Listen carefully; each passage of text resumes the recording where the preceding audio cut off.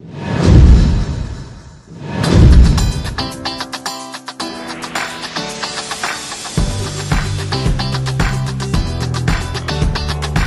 momento es un buen momento para tomarte un café con Lía.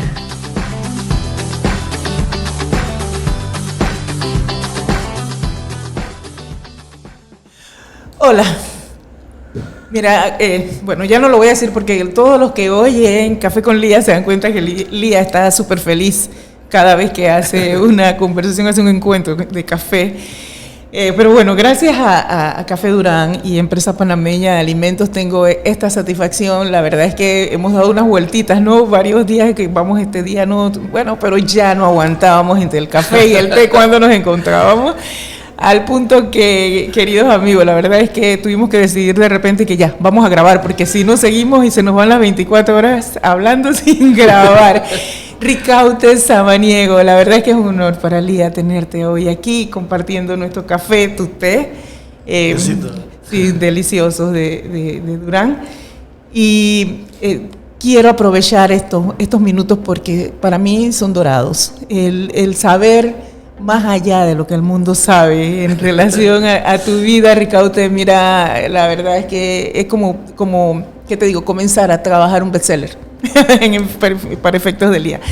Ricaute, preséntate y habla de ese Ricaute que muchos no conocen, de ese niño que sé que era travieso, pero no tanto como para que lo detuvieran ni nada de eso, pero habla de Ricaute. Bienvenido, sobre todo, Ricaute. Bueno, primero que nada, gracias, Lía, por invitarme a tu café, porque la verdad es que lo vi dentro de las redes sociales, vi que estabas entrevistando a Sugeri Perryman, que es una gran amiga mía, y vi la calidad de la entrevista y te escribí y ahí surgió, bueno, ya nos habíamos visto previamente en una de las reuniones ahí en la política y estuvimos conversando acerca de nuestras vidas y las coincidencias nuestras en algunos aspectos de salud, de todo y de la vida, pues que yo tengo la dicha de conocer a ti y a toda tu familia desde que soy un niño, así que estar aquí esta mañana para mí es un honor, un placer, un privilegio poder llegar aquí. Y a veces tú sabes que el maligno se quiere interponer. Sí, se cruza y dejamos las cosas buenas. Así es, y utilicen la palabra después, porque es experto en cruzarnos la palabra después, algún día. Una de las cosas que él hace es confundir nuestro tiempo, ¿no? Así es. No tengo tiempo, estamos ocupados y vamos posponiendo, pero bueno, gracias a Dios estamos aquí. ¿Tú quieres que yo explique un poquito sí, Ricardo, porque de Catín? Acuérdate que yo soy... Exactamente, yo no lo iba a decir todavía. Estoy esperando de dónde salió, para que dijeras de dónde salió, por eso tengo anotado de dónde salió el Catín y todo eso. El Catín. Yo mismo sé muy bien dónde salió el Catín, pero yo me imagino porque Catín Vázquez, mi familia hablaba de Catín Vázquez mucho antes que fuera administrador del canal. Ajá. Y yo siento que quizás, esa es mi hipótesis, ¿no? Ricaurte, después te dicen Ricautín, y de ahí sale un Catín. En Catín eliminaron la U. todo lo complicado. Siempre tuve problemas con mi nombre, porque yo soy Ricaur. En la R. T. Exacto. O sea, la R va después de la U y no lleva R al final. La gente dice Ricauter. Hay Ricauter, hay Ricaurter, y hay un montón de nombres a través de este nombre. Entonces, todos mis diplomas estaban mal hechos. Sí. Y hasta ahora, adulto, cuando me ponen en las redes sociales de las compañías con las que he tenido relación, siempre me ponen el nombre mal. Y en el Ministerio de Salud, cuando trabajaba, siempre me ponen. Es más, hasta Contraloría he tenido que ir a cambiar mi nombre porque me lo ponen mal. O sea que ninguno de los títulos son tuyos. Todos son de otro Ricaute. De algún Ricaute o Ricautero o algo así. Sí. Mira. Pero bueno, Olivia, para que tú, la gente, tu público, conozca un poco de este niño inquieto y travieso. Yo fui tan travieso que nací sin planificación, ¿no? Comenzaste por ahí. Por ahí, yo me metí y me colé. Bueno, Dios, tú sabes que Dios hace las cosas perfectas, ¿no? Así es. Mi papá era vecino de mi mamá. Okay. Y mi papá era un adolescente, 20 años quizás. 20 años, pues mi papá y yo nos llamamos 20 años. El Pipo, el que tú conoces, tú sabes. Claro. Entonces mi papá era un niño travieso. Se nota. Si sale Ricaurte. Entonces mi mamá era su vecina ahí en calle Séptima, Parque Lefebvre, Okay. y se cruzó la barda y de repente ahí salió Katín. Había que hacer acá. Yo soy el cuarto hijo de mi mamá. Mi mamá tiene 2 mellas, mi hermana de él y yo. Ya era el tercer embarazo de mi mamá y el primero no solo de mi papá, sino de la familia Samaniego. Ah, mira, con razón. Y eran vecinos, entonces ahí empezó el tema, ¿no? Ese barrigón no es mío, tú sabes, ¿no? El chifeo de mi papá andaba en su danza. Pero mis tías, tú conoces a mi tía Mayra, ¿Cómo no? mi tía Nivia, eran unas peladas, mi tía Mayra puede tener 23, 24 años, mi tía Nivia tenía 18 años, entonces ese niño se convirtió como en el juguete, o sea, el deseado por la familia Samaniego, porque era el primer hijo de esa familia y era el primer varón de los Serpa, de acá de la otra familia. Okay. De mi abuelita Guillermina, que era la mamá de mi mamá, ella quería su nieto. Eran los ojos de la abuela, claro. Abuela. Y empezó una disputa entre quién se quedaba con el Katín. O sea, que tú comenzaste a crear desde ese tiempo Ay, imagínate tú, a veces uno no sabe o no analiza la génesis de uno, pero yo he estado viendo cómo Dios ha obrado en mí desde que yo, antes de nacer, como la escritura lo dice, ¿no? Yo escribí un libro que se llama Señales, que precisamente narra un poco de cómo yo he podido ver las señales de Dios en mi vida, en todo mi recorrido. Y esta es una de las cosas que yo le digo a las personas. O sea, yo nazco y se puede decir, para algunas personas yo soy huérfano, porque a mí no me crió ni mi mamá ni mi papá. Los abuelos. No, o sea, tampoco. Mis tías me criaron. Todas las que querían disfrutar de... Mis tías, mi tía Mara no tenía hijos, pues yo fui el hijo de esa familia. Y eran pura gente mayor. Ahí estaba mi abuela, mi bisabuela, mis tías, mis tíos, ¿sabes? Era una familia que todos vivían juntos en un pequeño apartamento, que después nos mudamos a la Roosevelt. Yo viví 8 años en un chalet solitario con mi hermana Aixa, que también fue un rescate que hicieron mis tías de otra hija de mi papá. Mira. Pero te das cuenta, antes que sigas, es mucho de lo que a mí me gusta resaltar, hasta donde la herencia de generaciones bien formadas en valores, en principios, superan cualquier adversidad ambiental. Eso de que el ambiente te hace que va hasta donde tú recibes del adulto que está cercano a ti, cuando te va formando, influye mucho. Mira quién eres. Y cuando tú echas para atrás te das cuenta que todo eso vino de tantos adultos que creyeron en formar a este niño. Claro, es que la gente le llama educación a lo que tú aprendes formativamente, académicamente, y la educación realmente son las cosas que tú te dan en tu casa. Así es. Es la formación del individuo. Entonces, gracias a Dios, ambas familias eran familias con buenos valores y ninguna de mis abuelas era estudiada.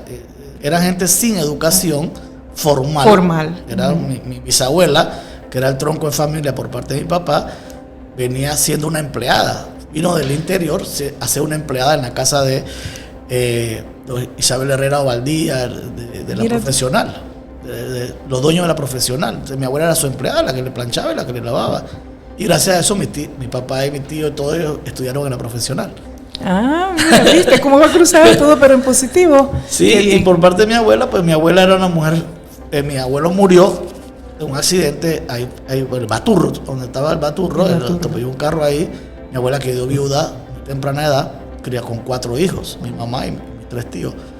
Y mi abuela era un tronco, o sea, todos sabían quién era Guillermina en tema de valores, principios, de integridad y todo este tema, ¿no? Entonces, mi tía Mayra y mi tía Nivia son de esas personas que todo es, ¿cómo se dice? Gracias. Así es. Permiso, buenos días, o sea, todo este tipo de educación que era la educación que antes recibíamos. Que no hay excusa de que no, porque no está papá. Y el miedo de pecar con temas de droga, con temas de dime con quién andas, te diré quién eres, unos temas, porque yo vivía en el barrio, o sea, cuando yo a los 8 años, que te digo que yo me crié solo, no tenía muchos contactos con otros niños, vivíamos al lado de La Reina, ¿Dónde era La Reina? Que todavía La Reina existe, tú sabes que la Reina era un lugar pesado. Y a mí no me dejaban ir para la Reina a jugar. Mi papá y mi tío iban allá con sus amigos a tomar su trago, ellos son mecánicos, y ellos, a veces iba con ellos, pero yo era un niño que no tenía contacto con otros niños. Claro. Todavía la escuela estaba empezando a ir a la escuela. Cuando me mudo a Parque Lefebvre, acá hay 16 Parque Lefebvre frente al Moscote, que es ahí donde conozco, después se muda tu suegro, Wagner, que ahí entra la relación. Empiezo a vivir la vida con los peladitos del barrio. Esos peladitos me llevaban cancha, hermana. Sí. Yo llegué ahí, yo era un boboleto. Eran tremendos. Y ahí sí. Con el tiempo, pues se corría droga. Mira, yo vivo en calle 16 Parque Lefebvre. En calle 15 estaba el Hueco, le llamaban el Hueco. Y eso era un punto de droga. Claro. Yo estoy hablando de hace muchos años. Y calle 17 Parque Lefebvre también era un antro de droga. Es. Yo olía la marihuana en mi casa de los vecinos que fumaban marihuana en ese tiempo. O sea que yo vivía un entorno no muy agradable, pero no sé por qué razón la calle 16 era una calle bastante sana. Porque tenía mucho espacio, el Moscote te ocupaba dominaba, todo ese espacio. Dominaba entonces, un espacio que normalmente es el cruce, ¿no? Exactamente. Entonces, era como una barrera Exacto. entre esto y lo otro. Y entonces los jóvenes que éramos sanos, relativamente sanos, la gavilla, eran maleantitos, o sea, nosotros éramos maleantitos. Eran hachas. Éramos traviesos. Por eso, eran hachitas. Nos cogíamos el mango de los vecinos. El vecino sembraba cañas y nosotros le comíamos la caña y le sembrábamos la yuca, perdón. Y le sembrábamos el cogollo. Ay, y después le vendíamos la carimañola. Ay, Era uno maleante del barrio, tú sabes. Era una... Peligroso microempresario. A mí me encanta mi niñez porque, o sea, yo tuve una niñez súper chévere. Jugada, compañerito Pío Pío la tiene, jugamos básquet, jugamos fútbol, o sea, teníamos toda una estructura y éramos una pandilla, pero una pandilla de pelados traviesos, pero no éramos maleantes. O sea, ahí no había droga, ahí no robábamos a nadie, éramos como traviesos, una travesura. Pero la influencia positiva sí imperaba. Claro, eso. Porque, o sea, al ser un varón mis tías, tú sabes, se aferran a alejarte, claro, de las malas influencias. Entonces eso era bien penetrable en mi mente, al punto que, mira, yo tengo 60 años ahorita y yo nunca he visto cosa de cocaína. O sea, yo nunca he visto el polvo ese de la cocaína. Físicamente yo nunca lo he visto. Vi una vez una bola de marihuana porque hicimos una travesura y me dejaron una cosa en el carro. Unos pelados ahí, pero yo no he tenido contacto con eso porque le he tenido temor. Claro. Pero más que temor a la misma droga, temor a mi tía, a mi abuela. Así es. En ese tiempo. Que aunque no abrieras la boca, ellas se daban cuenta si hacías algo. Yo llevaba un carrito de un amiguito que me lo llevaba para la casa, y ese carrito, ¿dónde lo sacaste? O sea, ese eran tiempos y, hermana, ahí te daban con lo que sea. Exacto. Nada de psicología, nada. Mi abuelita tenía esos cueritos con tres estaba guindado, te mandaban a buscarlo. Para colmo, exacto. Búscame ya comienzas a sentir. O sea, tú tienes que buscar el cuero que te va a pegar a ti mismo. Sí. Y hay que no lo hagas. Así es. Eso es un respeto, no solamente por mi familia, sino por todos los vecinos. Perfecto. Todos los vecinos estaban pendientes, papá, tu tío. Todos estaban pendientes. Y no solamente los vecinos. Mi mamá, mi tía Mayra, que me llevaba a la escuela, decía, aquí se lo dejo, maestra. Si se porta mal, dele. Y me dice para ayudarle en la casa. Así es. O sea, era letra con sangre. Sí, ahora con el tema de los derechos de los niños no los vamos a discutir, pero se ha tergiversado porque es interpretativo. De un polo a otro polo. Sí, porque es interpretativo. Ahora los niños mandan a los adultos. Y qué cómodo para algunos adultos. Bueno, esto y los adultos le tienen miedo a los niños. Niños no debe ser. ¿Ves? Era al revés antes. La mirada de un adulto se imponía, es así. Era. Así. Y de una señora a una vecina. Toda una comunicación. De una vecina que te llamara la atención en la calle, era alguien le salía con una palabra asociada con a gritar. Y mucho menos tu mamá iba a pegarle a la vecina porque te regañó. Sí, y hacerle un Al show a la contrario, maestra. A la maestra tampoco. Entonces eran tiempos que dentro de una otra cosa fui adquiriendo valores, pero sobre todo también mi tía Mayra y mi tía Nidia, que fueron mis crías, ellas me decían, o sea, es como que te inculcan algo, ¿no? Los samaniegos somos una raza especial. O sea, imagínate tú. Sí. Y lo pasan para todos los apellidos. Y mi tía Estela, que es la hermana de mi mamá, también yo me iba a pasar las vacaciones donde mi tía y jugaba con mis primos, con mis hermanos. Tengo 16 hermanos para que la gente wow. sepa. En total, pues son, mi mamá tuvo 12, conmigo, ¿no? Son 11 hermanos, y mi papá tuvo 6, o sea, son 5 hermanos más. Todo un equipo. O sea, todo un montón de gente. Entonces yo tenía bastante gente con que jugar, pero sobre todo siempre te decían, o sea, que tú representabas un apellido, que tú, me explico. Entonces mi tía Mara me decía, tú vas a ser presidente de la República. ¿Ves? Gracias a Dios yo fui un niño aventajado, o sea, yo ya a los 3 años sabía leer. Okay. Sabía mucha educación en casa. Yo tenía abaco. Fabuloso. Tenía el tablerito ese, o sea, había un tablerito que tenía una pizarra, tenía reloj, tenía el abaco, y tú sabes, eso era un centro de enseñanza. Todo. Y que también estaba pequeño, gracias a Dios también tuve una influencia de un vecino, era Vicente López, que descanse en paz, murió hace un mes. Él era un mayor que yo, pero él estudiaba y se iba a mi casa siempre, él era como 4 o 5 años mayor que yo.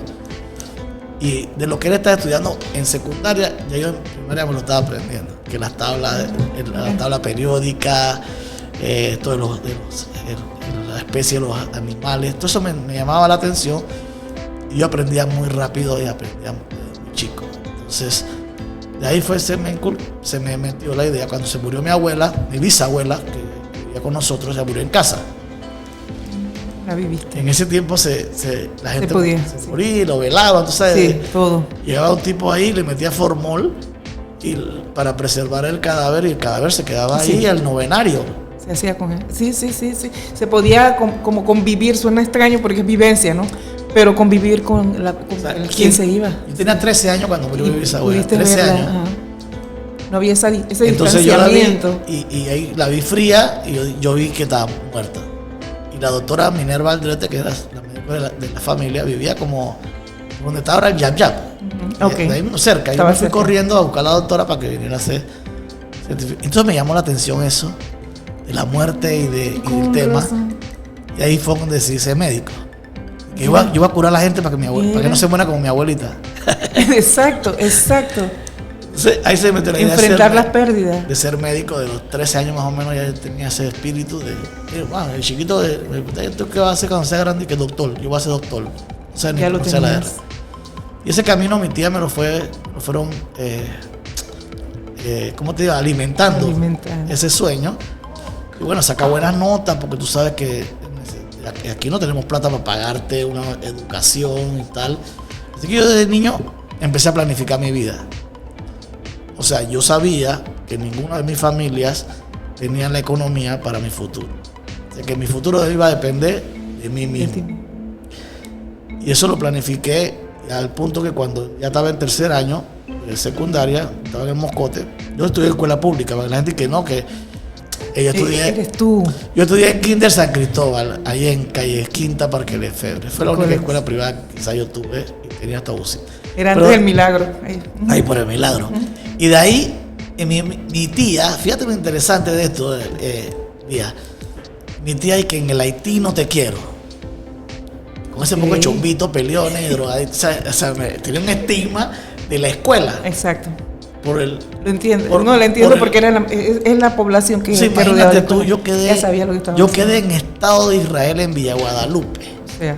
Porque tenía una tía que vivía en los abanicos y usaba la dirección para que me matriculara en Estado de Israel. Entonces yo, fíjate, allá antes vivía en la Rubén, después vivía en Mocote, entonces tenía que coger un bus, transbordo y no sé qué para llegar a mi escuela primaria. Teniendo escuela cercana. Y sí, teniendo escuela cercana. Que ya podía ir a al Haití. Después de ahí, pues el Moscote me quedaba enfrente, tuve que, ahí me metí en el Moscote, pero yo estaba analizando en qué escuela yo necesitaba estar para entrar a la Facultad de Medicina. Okay. Y la escuela pública, que en ese momento tenía más prestigio como para estudiar, era el Fermín Nodo. Pero como yo era travieso, mi tía me quería tener ahí controlado. Ella decía, pero si en el Moscón te dan ciencia, ¿por qué tú quieres ir para el Nodo? Que tienes que coger un bus. Tú lo que quieres estar en tu andanza, porque yo era un pelado de sarao, era de salidera, de chicas. Siempre fui inquieto en ese sentido de tener dos, tres noviecitas ahí, tú sabes, para atender. Y entonces ella creía que yo me quería ir para el Nodo para andar en mi vagabundería. Entonces mi tía me dijo que no, que para el Nodo no, que ella de Moscote o nada. Yo, ay, ya la pena. Y en ese tiempo, en tercer año, creo que es algo que le sugiero a los que van a dirigir el país. En las escuelas, el primer ciclo, iban de las distintas escuelas. No sé si se hace ahora. Llegaba la gente del arte, profesores y estudiantes, y te narraban un poco la historia de qué es el arte oficio, y si tú quieres estudiar algo técnico, te convenía ir. Claro. Porque en el tercer año es que tú bifurcas, ¿no? Ciencia, letra, comercio. Lo que pasa es que ahora creo que hasta el que noveno, que han variado bueno, eso. Tercer año es noveno grado, o sea, sí, lo mismo. Sí, pero ese punto que estás tocando, disculpa que te interrumpa, para mí, mira, no tienes idea cuántas personas me le he acercado a tocar eso, y vale la pena que insistamos en eso, Sí. porque la vocación no se detecta cuando ya estás y que en Grande, cuarto ¿no? pasas rápido, decide qué quieres, dónde vas, bachiller en ciencias, letras, a mí me pasó, ciencias, Sí. letras, comercio, ¿qué quieres? Y tú ni siquiera sabes en No ese sabes, momento para dónde es. mientras que tu identidad está desde mucho antes. Mira, Claro. desde qué edad tú sabías que querías ser médico.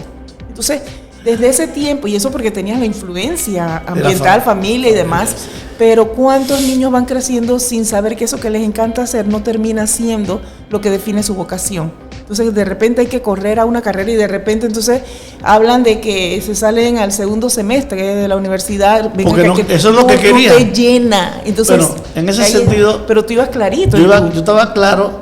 Tu vocación. Mi papá, o sea que mi papá trabajaba con General Claro, Torrijos. ¿cómo Mi no? papá fue escolta de General Torrijos. Ahí entró la parte de mi. Y mi tía, mi papá siempre pasaba por la casa. Mi papá era la autoridad. Sinceramente, yo no me crié con mi papá, viví con él, Pero no fue ausente. No, ni era ausente y era la autoridad. Claro. Yo tenía un miedo y un respeto a mi papá muy grande. Entonces, mi tía Mayra, que eran mujeres, siempre que yo me portaba mal y ya me estaba desencarrilando, hey, yo voy a ser tu papá. Entonces, cuando mi papá llegaba y me llamaba la atención, eso era. Mi papá nunca me pegó, pero Claro. siempre, nada más tenía que decir una cosa y yo estaba firme. Y a través de ese contacto con el General Torrijos, mi papá un día me llevó a la casa, ¿te acuerdas de San Francisco? ¿Cómo no? Donde ¿Cómo vivía no? el general, que formaba fila la gente Para ser atendida, nada más para saludarlo. Tomas una foto. No, ahí iba Para la todo gente el para que mundo le pagaran iba. la luz y para que... o Sí, sea, pero era un honor solamente aparecer con llega, él en el entonces sí. mi papá, imagínate, yo 12 años, graduado de sexto grado, me lleva mi papá donde el general Torrijos, Ajá. en su oficina. Yo todavía me acuerdo el hombre ese con tabaco y la cosa. Y entonces, ese tu hijo, le decía al general a mi papá. Pues mi papá, tú sabes como mi papá ñato y mi papá es chiquito. Al lado de él, yo- sí. No puede. Yo tiro a mi mamá. O sea, Ok. mis facciones son más de los serpas que de los amaniegos. Y ese te lo metieron, ese pero no pasa. Ese era Torrijos. Tú eres muy feo para que sea hijo tuyo. Y en ese momento me dieron una beca para toda mi secundaria. Me mandaron un papelito, fui al IFARO y no sé qué, y ya todo eso estaba listo. Serán tiempos aquellos, ¿no? Lo que él decía era orden y punto. Eso como ahora traen el lío de los auxilios. Así es, así es. Lo Pero que una él bequita, decía era- $90 trimestrales, que serán $30 mensuales, pero que en una ¿Cómo familia resuelve? pobre te ayuda. ¿Cómo no? Y más si uno tiene una intención de estudiar algo. Entonces de ahí, bueno, en eso es lo que te decía de tercer año, que empezaron a ir las escuelas distintas, la profesional, para la gente de comercio, todo. Llega el Instituto Militar General Tomás Herrera, los Tomasitos. No Tomasito. Mi tía Mayra siempre me amenazaba con meterme en los Tomasitos porque yo me portaba mal. Yo decía, esa escuela de hombre, yo a mí me gustan son las mujeres y allá esos son, fíjense hasta patos esos tipos porque... Entonces, cuando esos pelados que venían con ese uniforme, venían con esa rectitud, me llamó la atención esa impecabilidad de los muchachos y la forma en que se expresaban. Y ellos dijeron algo clave, que se daba biología, química y física desde cuarto año.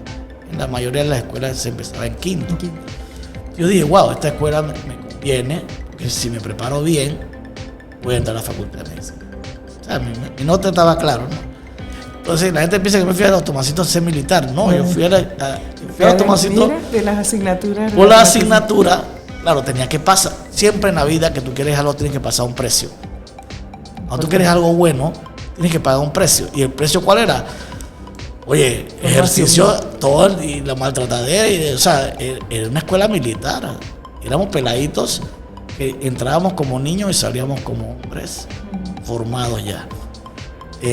Con una disciplina. Digo, en el Tomás Herrera, que la verdad que casi todos nosotros los que nos graduamos en esta escuela, seguimos de tributo a nuestra alma mater y agradeciéndole a Dios que nos puso en esa escuela, porque académicamente realmente no fue la gran enseñanza en la parte científica, porque hubo unos cambios. ¿Te acuerdas del modelo de la reforma educativa? Que no se, que por las manifestaciones no se implementó en el país, no se formalizó, pero en el Tomasito sí teníamos reforma. Sí. Entonces yo soy bachiller en ciencia con especialidad en electricidad.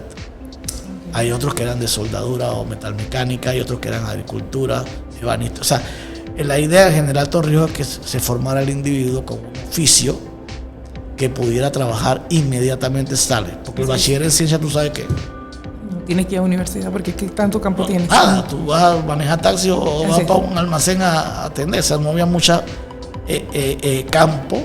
Y si el individuo, su familia no tiene plata para la educación universitaria, entonces muchas se trucaban. Entonces la idea era que tú te pudieras pagar tu propia educación, con la disciplina. Entonces hubo un cambio en el plan educativo y entró el Politécnico en ese tiempo, hoy es la UTP. La tecnología.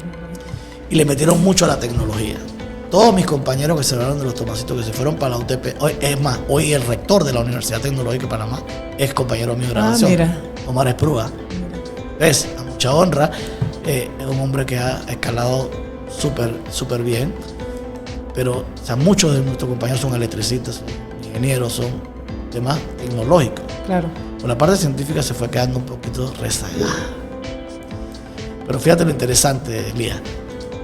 Si bien es cierto, cuando yo salí de los Tomasitos, me enfrento a la universidad, pues decía que el precio a pagar era que para yo educarme ahí tenía que aguantar todos los ejercicios y aguantar toda la disciplina, párate firme, de fila, o sea, que es bien mucho.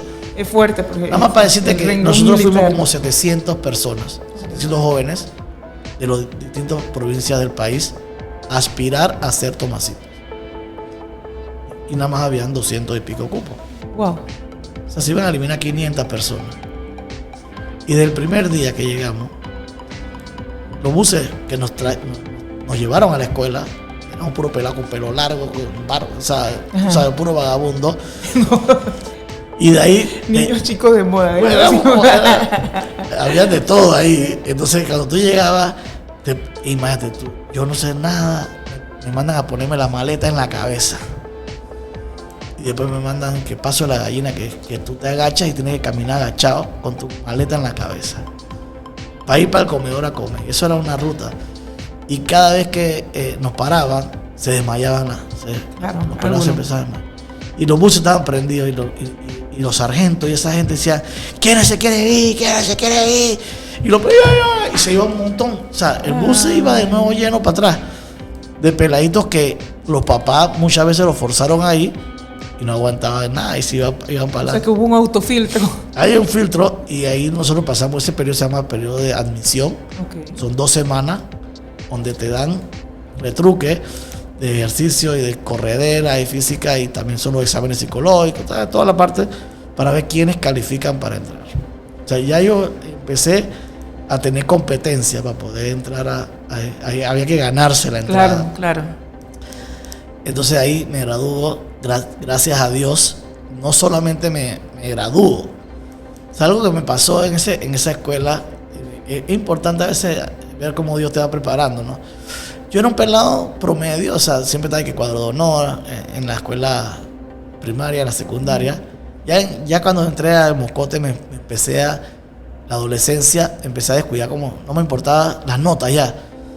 cuando estaba chiquito sí que cuadro de honor, y porque el boletín mío también era mi boletín, que antes eran 4 o 5, no había 2 con 3, no había 4 con 5. No había punto, era redondo. O sea, mi boletín era que 5, 5, 5, 5, 5. Y como en mi casa somos bastante, y la familia somos bastante, donde ya mi tío, ese boletín representaba billetes. Claro. Que sea el dolita. Yo se lo enseñaba a mi tío, y mi tío que $1. Ahí recogía un billete con el boletín. De que cuando honor y todo, y desfilaba y con la cintita, tú sabes. Pero ya cuando llegué a 15, ya tenía los 15, o sea, 12, 13 años, me empecé a descuidar en la parte de las notas. Entonces yo me empecé a ir a fiestas y a tal. Pero cuando llegaron los Tomasitos, ellos te daban rangos por las notas. O sea, tú mandabas a los demás. O sea, no me la sabía. Estaban los brigadieres de escuadra, pelotón, de compañía, el brigadier mayor y su brigadier mayor. Y eso dependía de tus notas. Y todos los bimestres ponían un letrero en un mural desde el primer puesto hasta el último. O sea, no sé si es favorable o no, pero ¿Y aparecías bien entonces en esa? No, yo estoy formando la fila porque cuando pegaban eso en el mural, iban todos los pelados a ver su nota. Claro. Y yo iba tarde, entonces yo iba llegando y la gente, ¡hey, felicidades! Y yo no sabía por qué me estaban felicitando. Yo estaba de número 2. Wow. Entonces me tocó ser su brigadier mayor a los 15 años y mandar un batallón de casi 200 estudiantes de 15 años para que tuvieran su cama tendida, su barraca limpia, sus botas limpias, su afeitada. O sea, yo tenía que castigar y me tenían que obedecer los otros jóvenes. 15 años. O sea, a los 15 años, ¿cómo es uno? La rebeldía, esto, y tú, ¿qué? ¿Por qué tú? Entonces, me tocó liderar a esa edad una escuela. O sea, primero mi generación, pero después llegué a ser brigadier mayor de toda la escuela. Yo me gradué siendo el brigadier mayor, que significa que mandas a los de cuarto, a los de quinto, a los de sexto. Toda la escuela está a cargo tuyo. No solamente es bueno, porque si todo funciona bien, tú estás bien. Y te llaman para ir a todos lados a representar la escuela. Pero si algo sale mal, tú eres el responsable. Entonces pagué bastante arresto, pagué bastante física por mis compañeros, tú sabes. Entonces había que ser estricto con ellos para que no te castigaran a ti. Claro. Entonces, claro, eso te va generando también una formación. En responsabilidad, wow. Una responsabilidad no solamente tuya. O sea, tú eres responsable de todos ellos, porque donde ellos fallan, tú... Y no solamente era de la conducta, también era la académica. O sea, yo era encargado de que esa gente saliera bien en la escuela. Las horas de estudio, que estudiaran, explicarle horas extras. O sea, lo más sobresaliente, teníamos que explicarle a los que iban más agazapados. O sea, era una responsabilidad. O sea, ya tú estabas creando una responsabilidad a los 15, 16, 17 años. Entonces, todavía te faltaba recorrer medicina. Toda la vida, me faltaba la medicina. Pero es que, mira, se supone que ese es un punto, hay un punto que estoy supuesta a tocar más adelante, pero quienes conocen a un Ricaurte Samaniego en estos, ¿qué te digo?, últimos 15 años, por poner algo, algunos se preguntarán, porque somos expertos en preguntarnos lo que debemos suponer que viene de algo. Sí. ¿Cómo llegó él a líder? ¿Cómo ese hombre tan sencillo, tan rareza por acá abajo, o sea, y doctor y eso, cómo él llegó a líder? Y es que tú no llegaste a líder. O eras líder o eras líder, sí, desde niño. Desde niño. Entonces, esto nada es casual. Claro, en el barrio también es liderado. Por eso. En el barrio, o sea, uno organizaba las fiestas, organizaba el deporte. Yo sí fui basquetbolista también. No, y con tantas responsabilidades, siempre créeme, yo sí me pregunté, espérate, él es médico y todavía él tiene tiempo para esto y hace esto y vive en la picardía. O sea, son cosas que le llegan a uno, pero es que ya están como en tu gen, en tu sangre. O sea, para ti es un automático, es como el que respira. Tú lo tienes, tus 24/7 te instalas ese chip y tú lo vas desarrollando, ¿no? Qué interesante, sí, es interesante y eres un ejemplo de eso. Mira, Lía, esta es una anécdota interesante. Mira, para entrar a la Facultad de Medicina, Ajá. Es que allá iba, pero me quedé con la cosa del liderazgo. esa es otra claro. competencia, ¿no? Exacto. Es otra competencia. Van 600 estudiantes y 240 cupos ya en ese tiempo. Me habían dicho que para pasar el filtro había que estar en las primeras salones.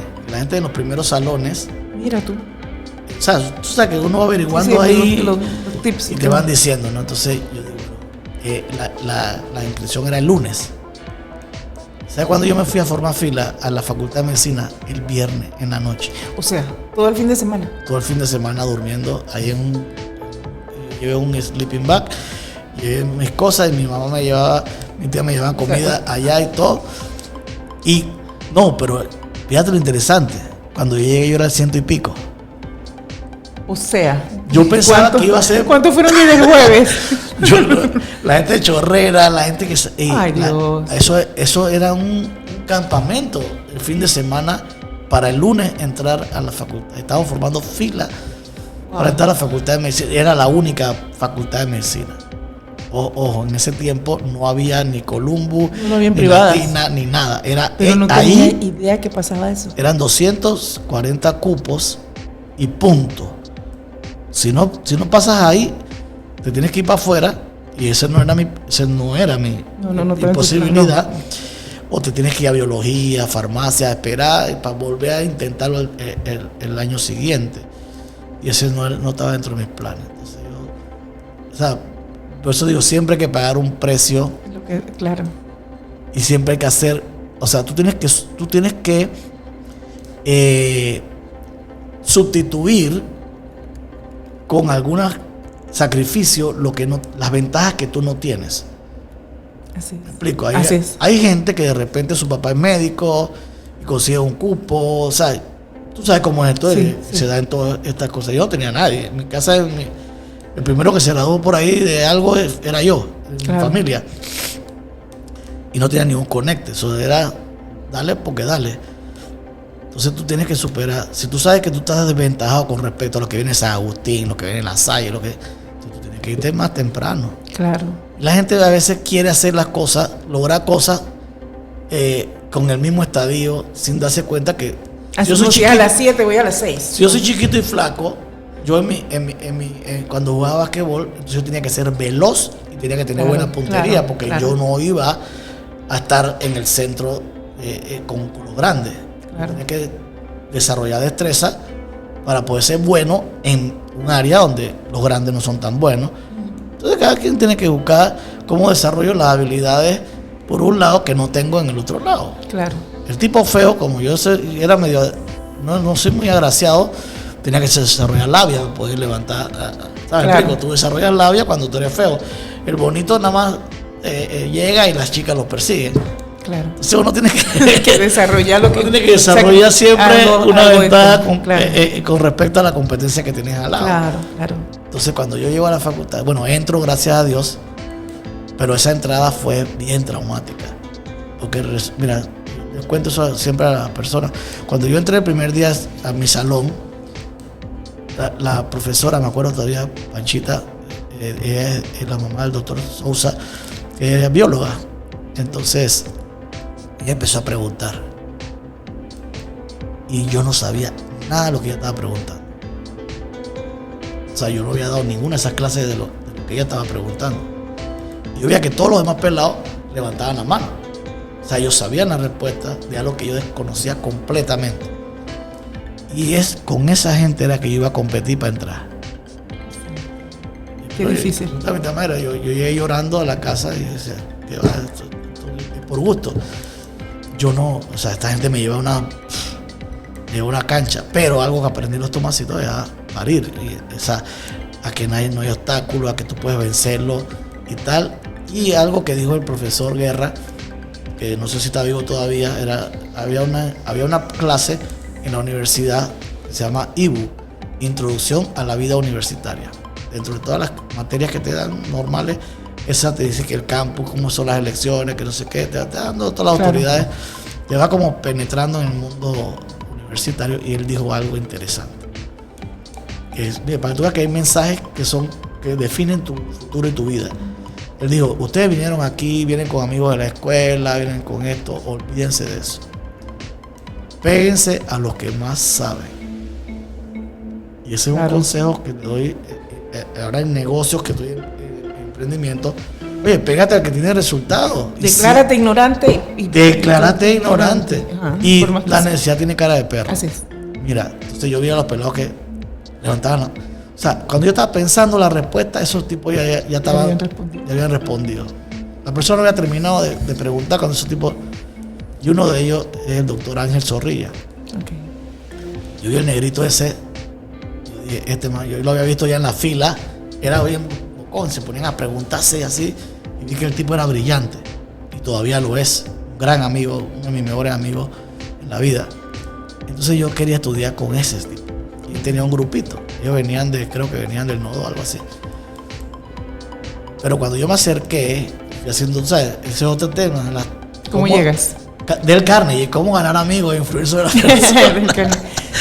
Yo no tenía ese libro todavía, pero ya tenía mis técnicas y yo me fui acercando y le pregunto, ¿y dónde ustedes estudian? No sé qué. Y ellos, o sea, no quieren competencia.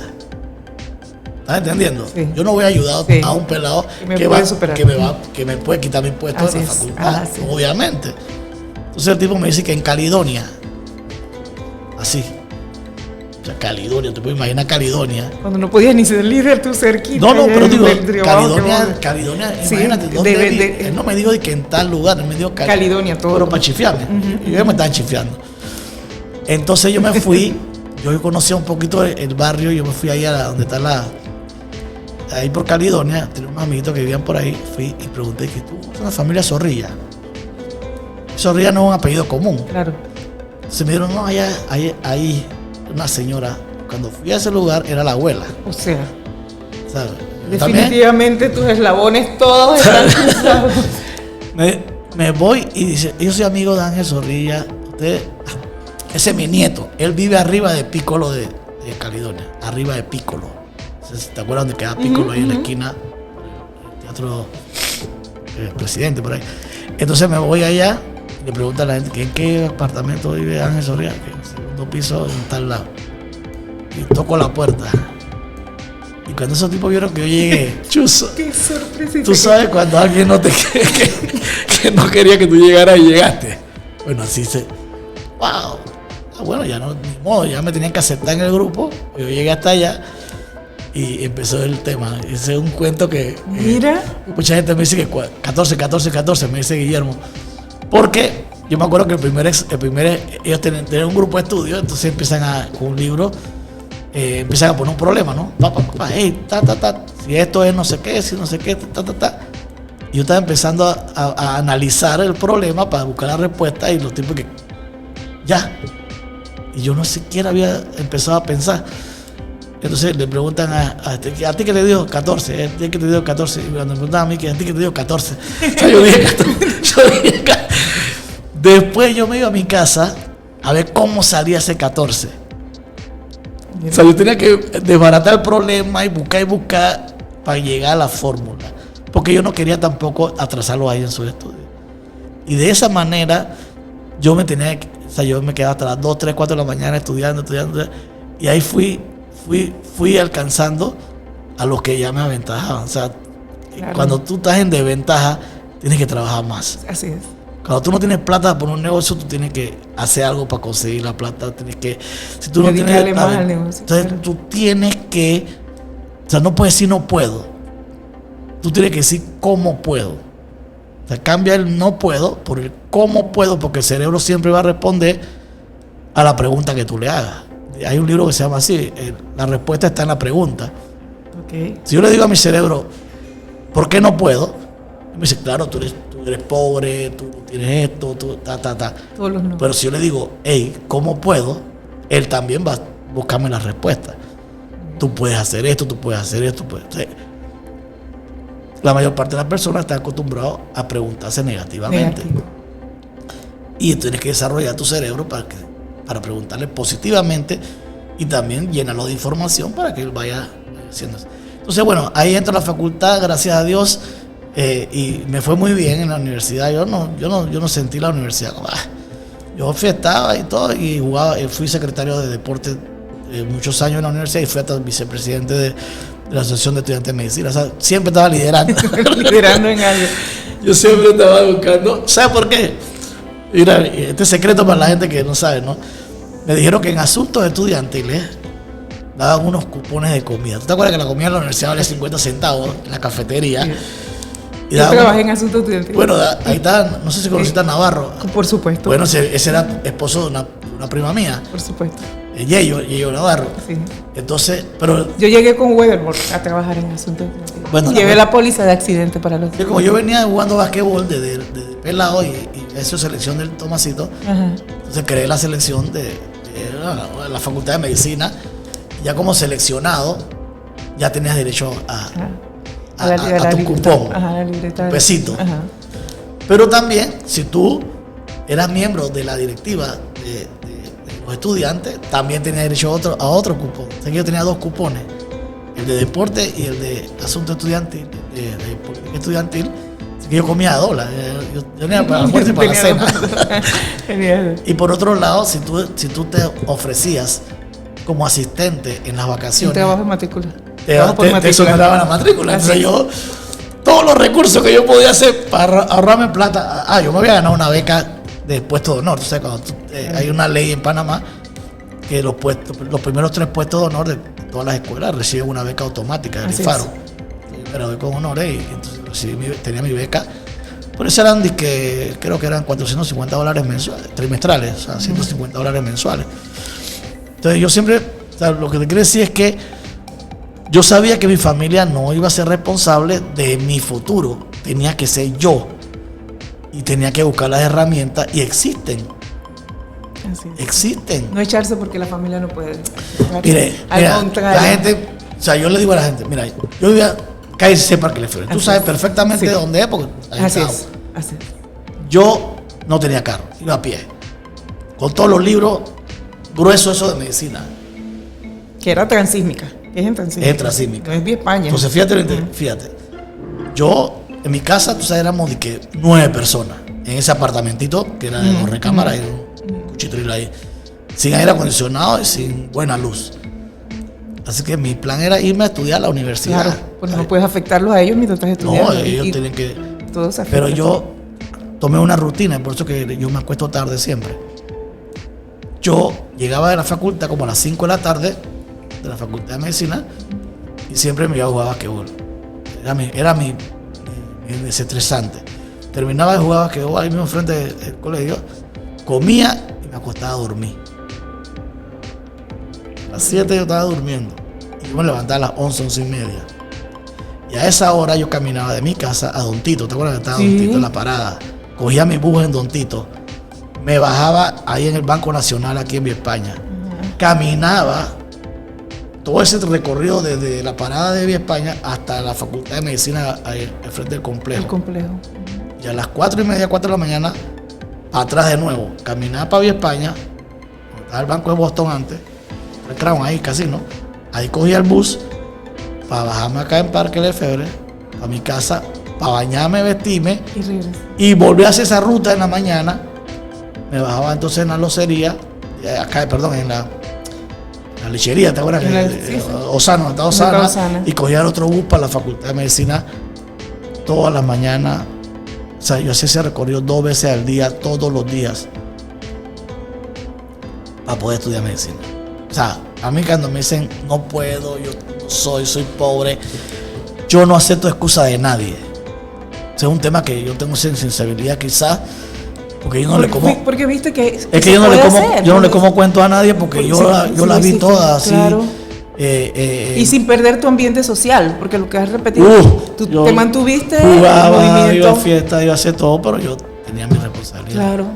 Y yo nunca repetí, La tendencia es que, ay, pobrecito, que está estudiando, que no sé qué. No, tú eres el ejemplo de eso. Entonces me graduó, Olivia.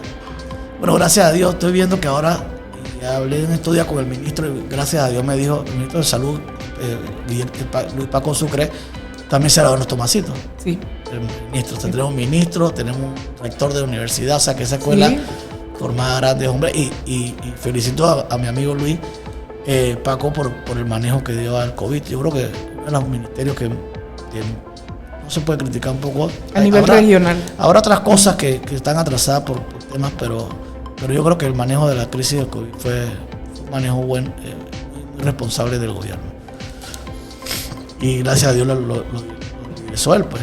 Y hablé con él en estos días, pues me di cuenta que hay 195 médicos graduados en este país que no están trabajando, que no pueden hacer sus años de internado, sus 2 años de internado. No hay cupo. Y conocí a una chica que se graduó en el 21 y todavía no ha podido hacer ese requisito para que le den idoneidad para que ella pueda ganarse la vida como médico. O sea, ella es médico de diploma y tiene que trabajar asistente de la mamá de una... O sea, tiene que ganarse la vida en otra... ¿Sabes lo que es el sacrificio de ser médico de la alta medicina para no tener ese papel que te permite ganarte la vida? Eso es una ineficiencia. Creo que están graduando muchos médicos en la universidad. No sé. Y que se sigue necesitando médicos, pero algo está pasando. El presupuesto del Estado, tal y por cual. Creo que acaban de aprobar 190, que los 195 lo van a nombrar prontamente, gracias al Señor, porque este sábado son los exámenes para los nuevos. Así es. No, y escuché como que 170, una cosa así, ya están viendo. Son 195. 195, sí, están. Y hablé con él y me dijo que me mandó la resolución que él firmó, que van a resolver ese problema, pero van a quedar, los que se gradúan ahorita, los que hacen el examen ahora, van a quedar stand-by. Okay. Pero en ese tiempo, volviendo al tema, y ya dime la hora, porque yo soy... no, tranquilo. Lo que sucede, o sea, he quedado en medicina, pero hay un renglón tuyo que ha pesado internacionalmente. Sí. Y ahora estoy terminando de entender cómo llegas. Sí, de entender cómo llegas a ser ese líder de un renglón que mucha gente lo ve como que el plan B, pero en ti siempre pareció como el plan A. Pero es que, claro, a todos tus renglones los vuelves plan A. Claro. Entonces, ¿cuánta gente debajo de ti se ha motivado, se ha movido por una respuesta sanitaria, pero que a la vez es una respuesta económica, un ser emprendedor, un creer en uno mismo, un echar hacia adelante con todo? Y Ricaurte Samaniego, ¿cómo? O sea, la pregunta inicial era esa: ¿cómo has logrado eso? Pero con todo lo que has contado de ti. Claro, porque Dios te va preparando para lo que te tiene, y quizás no es el final. Es tu misión, parte de tu misión parece ser esa, pero tu energía dice que todavía vienen varias misiones que no es el final. Hay que cumplir. Exacto. Y casualmente, saltándonos un poquito el tema, yo entré a trabajar. Al día siguiente que me gradué, el viernes, el lunes estaba allá en el cuarto de urgencia trabajando, de internado. Hago mi primer año internado aquí en Panamá, después me voy a buscar el Toro buscando plata. Ok. Estaba noviado con otra colega, y le digo, vámonos para áreas difíciles, así se pagan 40%. Y es que no, vamos para Los Santos, yo qué sé, yo voy para buscar el Toro. Si tú no estás conmigo, me cojo una negrita allá y me empatuno. Entonces se fue conmigo, mi primera esposa, la doctora Eva Sauri, y ahí quedó embarazada, ya empecé a tener mi hija en el año 89. Okay. Ya entonces tengo responsabilidad de hija y esposa. Viene al 89 la invasión. Oh. Y mi vida, o sea, lo que te quiero decir es que mi vida estaba planificada para trabajar en sanidad militar. Recuerda que vengo de Los Tomacitos, tengo mi buena hoja de vida ya como estudiante sobresaliente, estudio medicina. ¿Dónde voy a trabajar? En la fuerza pública. Claro.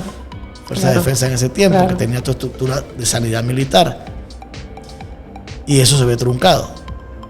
Y lo peor, no se ve truncado solamente eso, sino que ya cuando yo tengo un diploma que dice Instituto Militar, ya el gobierno de turno, todos los tongos olían feo. Sí. Entonces yo vengo muy ligado con la parte militar, aunque yo fui antinorieguista, pero de todas maneras es un estigma. Claro. Entonces ya yo no conseguía trabajo. O sea, yo me gradué, hice mis 2 años internados cobrando, y luego quedó en un vacío, porque ni mi esposa ni yo tenemos trabajo, con una hija ya. Y nosotros vivíamos en Boca del Toro, nos trasladamos a Panamá. Empieza también, mira, Dios pone las cosas en su punto. Antes de yo hacer todo esto, un día Esto tengo que narrarlo porque es Claro, parte de lo es que, que eres tú, lo que viene. eres tú. Mi esposa compró un juego de ollas de cocinar. A unos Ajá. 8-9, $500. Un juego para toda la vida. Y esas ollas eran una se llaman Queen y de una compañía. Se llama Amway. Yo no sabía nada de esas cosas. Yo vi que ella compró ese bicho tan caro No había que ponerla adentro. y yo dije, tienes que usarla bien para que me dure, porque sé que dura toda la vida. Yo no quiero comprar más ollas. Y también, cuando empecé a leer las instrucciones, decía que se cocinaba con poco aceite, que no sé qué, que de acá. Y nos invitan a una demostración de cómo se usan las benditas ollas en Changuinola. Entonces, mientras están explicando todo eso y empiezan a cocinar, que se puede cocinar un dulce con un arroz al mismo tiempo, en la misma. ¿Sabes cómo es eso? Un tipo saca un tablerito y explica cómo se puede ganar dinero con ese tema. Bueno, yo no sé, la gente cuando ve este tipo de negocios que yo hago hoy día, que es mi principal fuente de ingresos, le tienen como reacciones. Yo nunca, gracias a Dios, yo nunca había escuchado nada. O sea, no tenía un prejuicio. Claro. Yo vi que 6 metían 6, que metían 6, que ganaban un montón de plata. Yo dije, ay, ya la peste, aquí es donde es. Esto es lo que yo voy a hacer. Plata. Y voy detrás de la plata. Y entonces yo me meto en las cosas, entonces yo todo lo convierto en un plan A y me meto de lleno. Entonces me voy a Estados Unidos a conocer esa empresa y conozco millonarios allá, yates y mansiones, tipo ganándose cualquier cantidad de plata. Y yo empecé a intentar hacer eso. Pero no sabía que el mundo ya sabía lo que era eso. O sea, cuando empecé a tratar de meter gente en esa red, la gente decía, no, hermano, yo no sé vender, yo no quiero vender, yo no quiero. Y bueno, hice 3 años ahí de ese negocio de red de mercadeo y no ganaba tanto dinero, ganaba. Y además yo tenía mi clínica privada, empecé a hacer cosas. Pero cuando tú trabajas, yo trabajaba en 3 clínicas. Yo tenía una clínica en Perejil, que había un puesto entre mi esposa Zorrilla, casualmente, y la doctora Margot Ramos, que también es otra gran amiga, que hoy día anda por el mundo y le doy bendiciones porque él ha tenido mucho éxito en la vida. Y casualmente creo que venía a Panamá en estos días. Nosotros 4 pusimos una clínica. De una doctora que tenía abandonada una clínica y pusimos $500 cada uno. Abrieron una clínica con $2,000. ¿Serio? Pagamos $500 en mensualidad de alquiler. Es que sé que eso no es representativo en tema clínico. No, eso nada, fue bendiciones. Solo el equipar lo básico. No, pues eso ya estaba habilitada. Okay. Estaba ahí un hueco que no lo usaban. Entonces, solo faltaban los médicos. Sí, entonces la pintamos, la pusimos bonita y empezamos a trabajar. Entonces fue mi primera experiencia como empresario. Pero ¿sabes por qué me atreví? Porque había leído un montón de libros que Amway había en esa empresa. El equipo piensa y hágase rico, la actitud mental positiva, un camino hacia el éxito. O sea, empecé a descubrir todo lo que es una gran biblioteca que hay de autoayuda y superación. Del Carnegie, Napoleon Hill, Zig Ziglar, Brian Tracy. O sea, hay una serie de documentación que está ahí. Hoy día está en los celulares y la gente no se pone a leer esas cosas, se pone a ver TikTok, baile y tal, en vez de estar buscando cómo alimento mi cerebro de energía positiva para poder lograr el éxito en la vida. Entonces, como venía alimentado con todo eso, mis ideas creativas funcionaban muy bien. Montó la clínica, pero la clínica cuando empieza no te da mucho. Entonces, gracias a Dios, el doctor Garrido de Chemsa, frente de ahí al Hotel Roma, había una clínica muy bonita, muy grande ahí, de especialidades médicas, y me da la oportunidad de trabajar ahí, colaborando con él. Así que tenía 2 trabajos. Yo trabajaba de 7 a 1 en mi clínica y de 1 a 7 en la clínica de él. Wow. Pero no me alcanzaba la plata.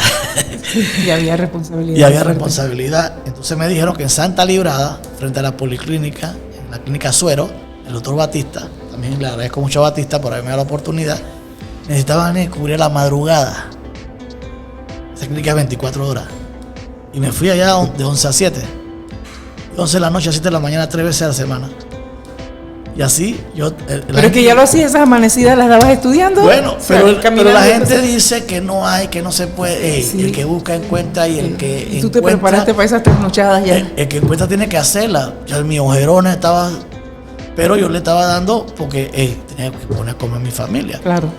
Y estaba haciendo la red de Amway en ese momento. ¿Te puedes imaginar?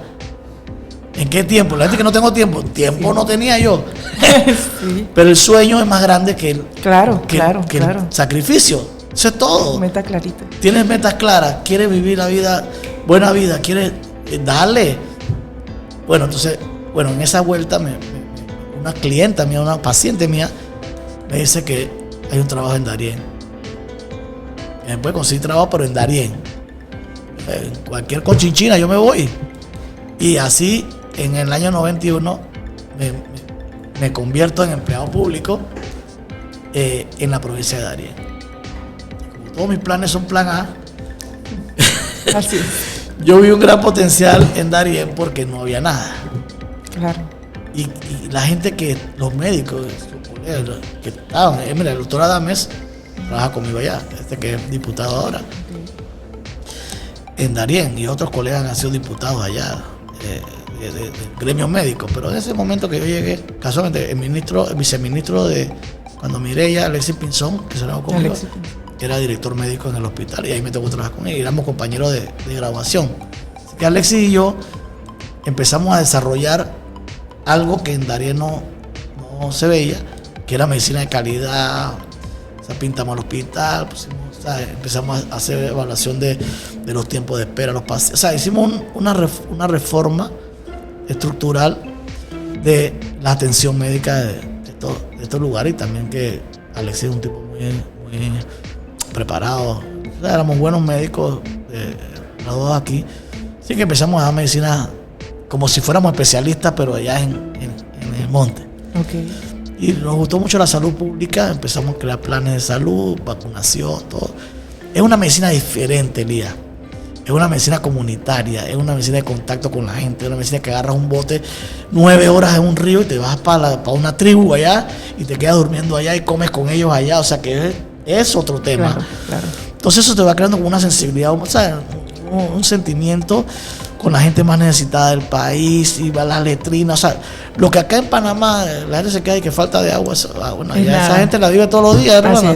Coge agua del río contaminado, todo, o sea, eso es un tema de vivencia diaria. Tú no te puedes quedar metido en un cubículo esperando pacientes. Tú tienes que salir a buscar a esa gente donde está. Así. Y en esa vuelta ofrecieron ahí quienes querían estudiar administración, gerencia, para dirigir, pero ya de una manera formal. Y yo soy yo mismo. Pero fíjate, en ese tiempo las trochas para ir para Darién no eran de que ahora. Todavía no estabas en la Francia un montón. Y yo tenía que venirme los viernes a Panamá, a ir a la universidad a estudiar eso para regresar el lunes. O sea, cuando uno quiere, cuando uno quiere puede. Entonces me hice gerente de salud, de servicio de salud, de administración hospitalaria. Ya tenía una formación y entonces fui escalado. Bueno, gracias a Dios fui director provincial de salud allá en Darién. Y la verdad que fue una experiencia súper rica de mi vida. Fueron 15 años que tuve en la provincia de Darién como médico institucional. Pero me di cuenta de algo, Lidia. Aquí tú puedes poner a quien sea allá arriba a dirigir. Si esto no cambia las estructuras, esto no sirve. Así es. Oye, lastimosamente lo digo en este programa, en el gobierno se hace al revés de la lógica empresarial, de eficiencia. O sea, te mandan un curso, eficiencia, eficacia, rentabilidad, factibilidad, te enseñan todos los términos y analizar. Cuando tú lo quieres poner en práctica en el Estado, tú no te puedes ahorrar un real. Autogestión, ¿para qué? O sea, toda mi creatividad para poder poner esos hospitales, gracias a Dios hubo una buena donación de la Embajada de Corea y hubo otras. O sea, pudimos hacer algo, pero si yo me ahorraba, me lo recortaban el otro año. O sea, la gente no quiere ahorrar. Te obligan a gastarte toda la plata ineficientemente O sea, tienes que ejecutar el presupuesto obligatoriamente y no importa tus metas, no importa tu rendimiento, no importa nada. Eso es algo estúpido. Y ojalá que el presidente Molino y el nuevo ministro Boyd analicen estas cosas y en todos los ministerios es la misma cosa. Era absurdo. Mira, por ejemplo. Y sobre todo no te luzcas porque opacas. Bueno, tú sabes. Opacas al de la foto. Los Entonces, políticos rondándote. Sí. Pero fíjate lo interesante, Lidia. ¿Qué es lo que hay en Darién? Comida fresca, natural. Plátano. Pescado recién, puerquito que te lo matan ahí. O sea, toda la comida allá es fresca. ¿Tú sabes lo que te mandan para comer a los hospitales? Embutidos. No. Latas. Para darle a los pacientes. O sea, alimentando el cáncer, alimentando la diabetes. O sea, tienes que... O sea, es al revés. Y tú quieres comprar localmente. Si tú quieres comprar localmente, porque activas la economía del mismo pueblo, le compras pescado a la gente que pesca, le compras el porque no están listados como proveedores. No, proveedores, que si RUC, que si no sé qué, que la Contraloría, que no sé qué. Te pueden hasta meter preso por tratar de resolver un problema de lo mejor. O sea, lo que tú aprendiste, se supone. Primero, como médico, ¿qué debes comer un paciente que está hospitalizado? Y segundo, económicamente, rendimiento, nada de eso es aplicable. Entonces yo me sentía inmensamente frustrado. ¿Me explico? Claro. Entonces yo no sabía qué yo hacía ahí. Yo sentía que ahí me iba a estar. O sea, que eso no era para mí. Y tras eso, pues por la distancia, todo el tema me divorcio de mi esposa. Entonces yo digo, ¿qué yo hago? O sea, yo me imaginé que en reversa en tu vida. Si yo me quedaba ahí en Darién, me iba a salir barba, iba a ponerme taparrabo, o sea, yo iba a ir para atrás. Porque te tienes que como que ir adaptando a la mediocridad y a las cosas que... Yo dije, no, ese no es el Samaniego que yo conozco. Y gracias a Dios, pues en esa vuelta que ya yo sabía las redes de mercadeo y había experimentado con otra red. Porque cuando me fui para Darién, dejé esta porque no había como... En este tiempo no había celulares, había un teléfono público y solamente aceptaba llamadas. O sea, tú tenías que irte allá, formar una fila y que... Doctor, lo llama a su esposa. Y tienes que hablar con tu mujer frente a toda la gente que está ahí esperando su turno. Y lo otro era telegrama. Imagínate tú, cuando yo fui allá, iba al correo a mandar telegrama. Los giros eran por telegrama. No había de que Yapi, no había...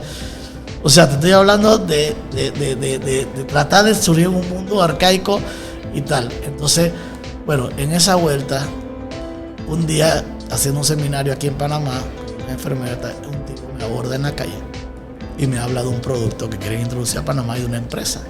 Estoy hablando de eso hace 21 años. Y me hablan de los factores de transferencia. Yo no sabía qué era eso. Pero yo sí sabía que yo promovía la lactancia materna. Y los niños, o sea, lo que es la experiencia de uno de vivir estas cosas, todos los niños, necesito así que estaban tomando pecho, porque toman pecho hasta 2, 3 años. Ellos están caminando y la mamá va caminando y ellos van pegados a la teta, caminando a la mamá. Sí. La teta se le surra el piso a la mujer. Los peladitos ahí están. Sí. Da risa verlos caminando pegados en la teta a la mamá. Pero mientras ellos están lactando, están gorditos, están rosaditos, están sanitos. Cuando ya se destetan, empiezan a enfermarse. O sea, cuando este tipo me dice a mí que había una molécula dentro del calostro que te fortalecía el sistema, o sea, no me lo tuvo que repetir 2 veces.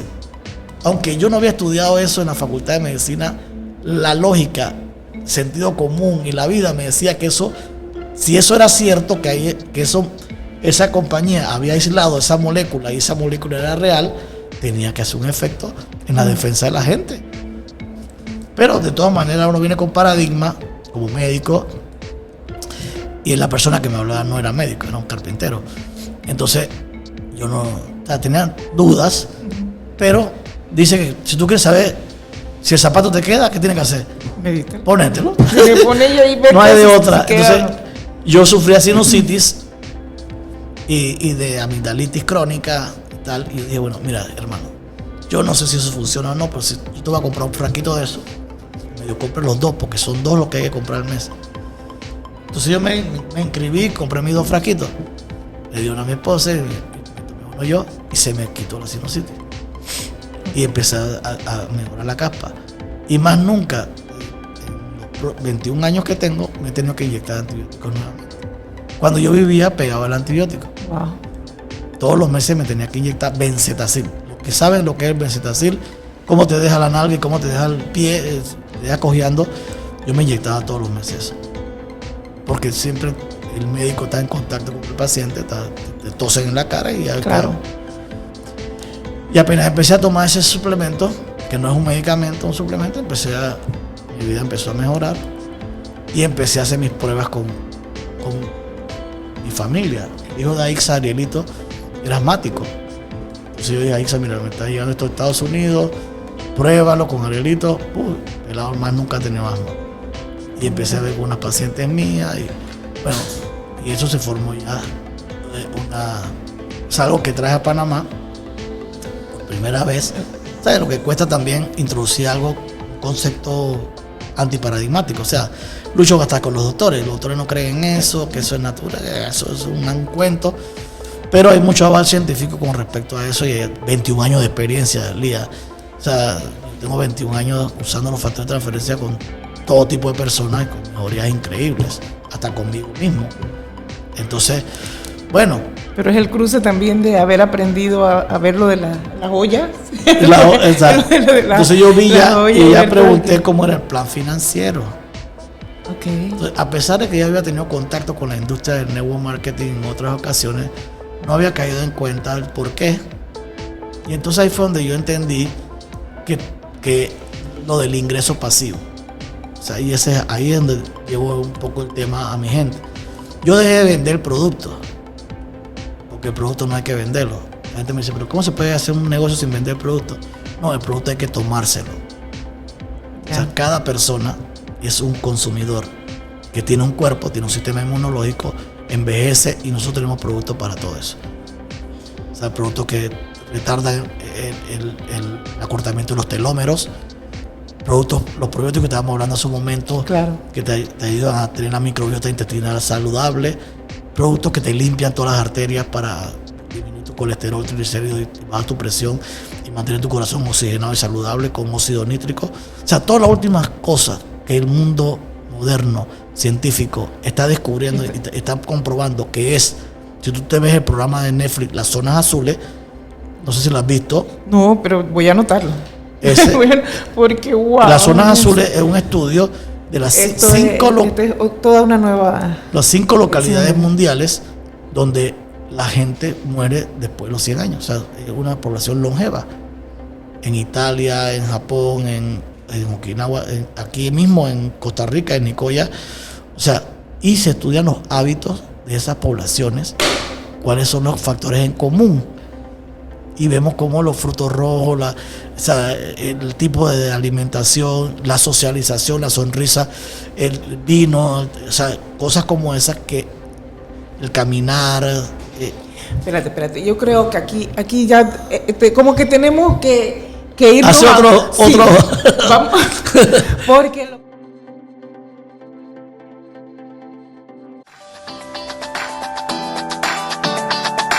Después de este rico café, no olvides seguirnos en nuestras redes sociales. Te invitamos al próximo episodio.